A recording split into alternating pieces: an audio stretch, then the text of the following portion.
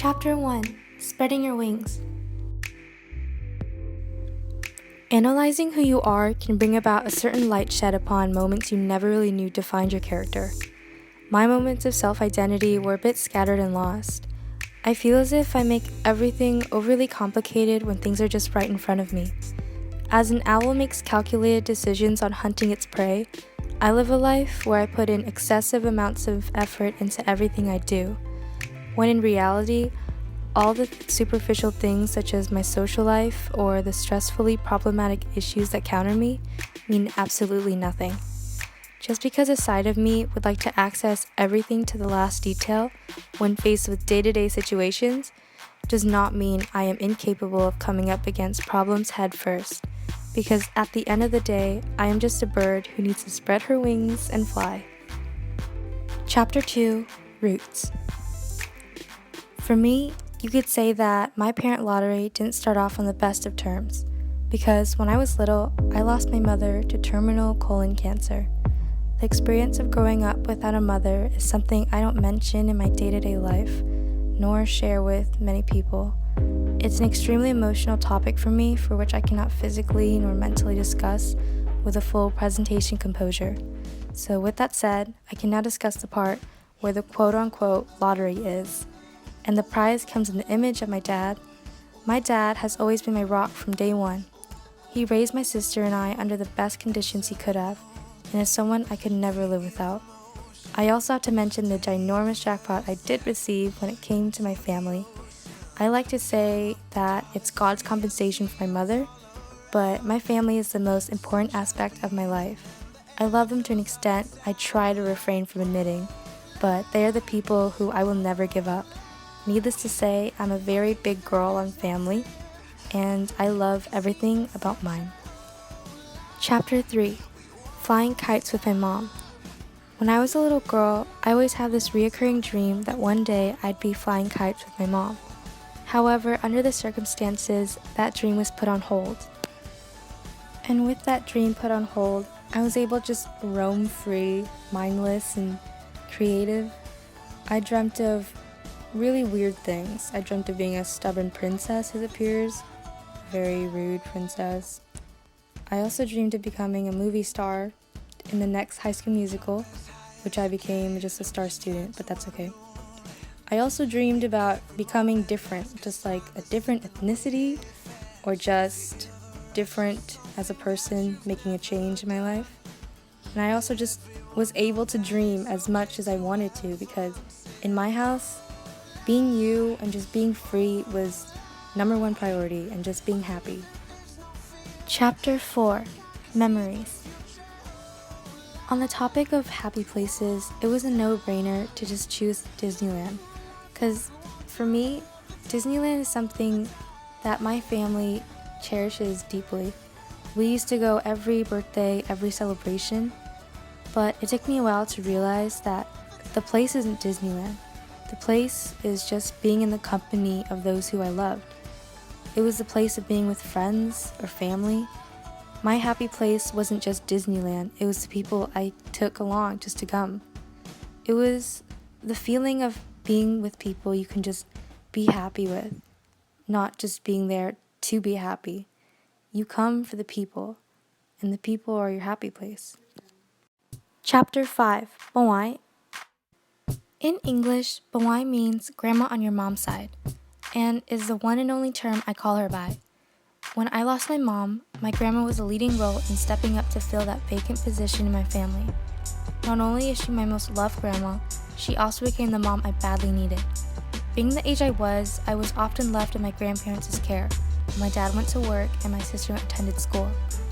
So, in my whole childhood, she became my parent, my sibling, and well, my Bawai.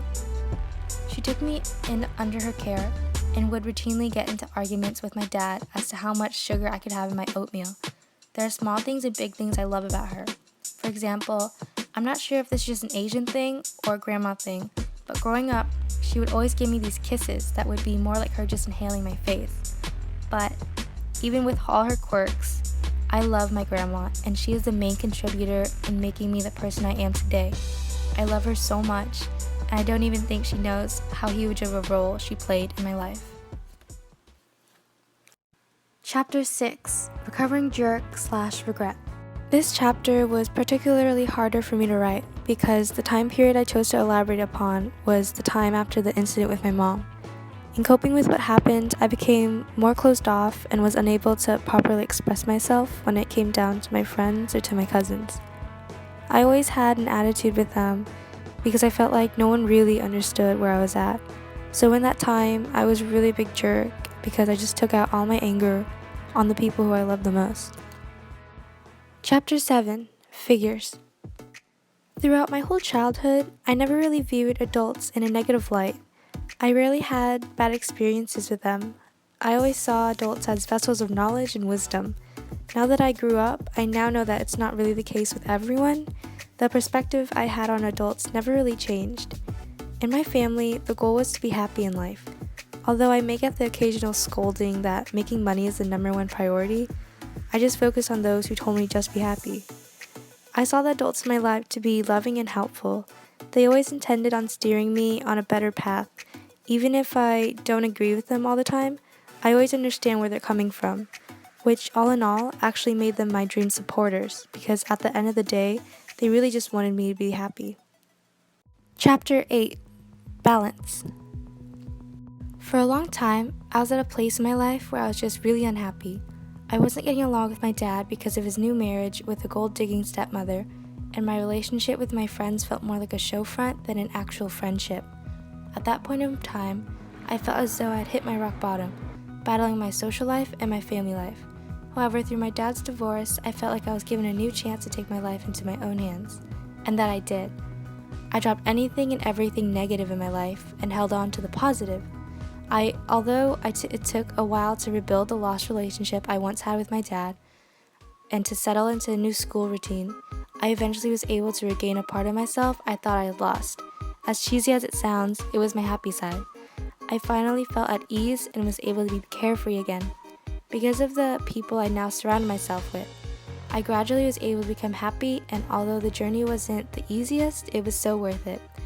And I can now say that, even though it was an emotional experience, I'm the happiest I've ever been, which I owe all to my family for being there for me in my hardest times and to the friends I kept by my side, because I couldn't have possibly worked through it entirely on my own.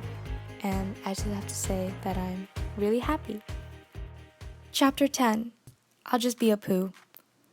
When trying to decide between the two traits, I couldn't really choose. I was in no doubt Eeyore. I basically grew up in his spitting image. His negativity clearly just blessed me when I arose from my mother's womb, because in almost half of my baby pictures, I was already over it. Even to this day, the amount of evidence my sister racked up of my RBF is incriminating. However, I do have the side of me that either comes off as very annoying or kind of charming, and that's my hyper side. It only comes out ever so rarely and in front of only a select few, but it's the angle of me that loves making my friends smile and being there just to make someone else happy. And I love to be bright and bubbly, so that's why I was caught between the two, in which I figured I was best described as poo. Chapter 10, Words of Wisdom. Starting off, I don't think I am at all qualified to just be giving out advice to any of my peers or anyone in general, so if you're listening or planning to follow such advice, is doing so at your own discretion. So I'm just going to tell you guys something that I live by in my everyday life, and that is to make moments count. I'm someone who likes to make the best out of situations because I always look forward to coming home and telling my sister about my great days. I live in the now, because any day could be your last. I think academics are very important, but they're not the most important, because what's life when it's just all about tests and grades? It's sad. That's what it is. It's sad. So just take a step back once in a while and do something for you. Just remember to cherish the moments that come around and embrace the ones who you experienced it with, because that's all that matters in life, living in the moments and making them into memories. Thank you for listening.